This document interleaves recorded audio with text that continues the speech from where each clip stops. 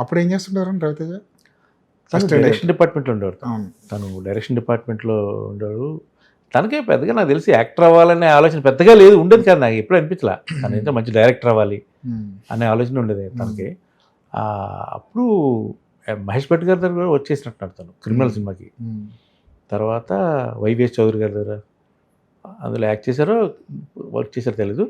But turning point వచ్చి కృష్ణవంశీ గారిది నిన్నే పెళ్ళాడితే సినిమాకి పనిచేశారు తను. అసిస్టెంట్ డైరెక్టర్ కింద. అదే చెప్పాలి టర్నింగ్ పాయింట్ అంటే. ఆ సినిమాలో ఒక సీన్లో ఉంటారు తను, క్లబ్లో తబ్బు గారు కొడుతుంది తనని. ఆ సీన్లో కొట్టినప్పుడు ఆ చిన్న సీన్లో చేశాడు. తను అసిస్టెంట్ డైరెక్టర్ కదా, సరదా చేయించుంటారు. కానీ అక్కడ మేబీ కృష్ణవంశీ గారికి ఒక ఐడియా ఫామ్ అయింది, ఇతను హీరోయిన్ చేయాలి అనే ఆలోచన వచ్చి సింధూరంలో, అంటే బ్రహ్మాజీ గారి కోసం తీసిన సినిమా అది నిజానికి. బ్రహ్మాజీ గారికి తనకి ఏదో ఒక ఎమోషనల్ ఇట్లా ఇది ఉంది వాళ్ళిద్దరి మధ్యలో.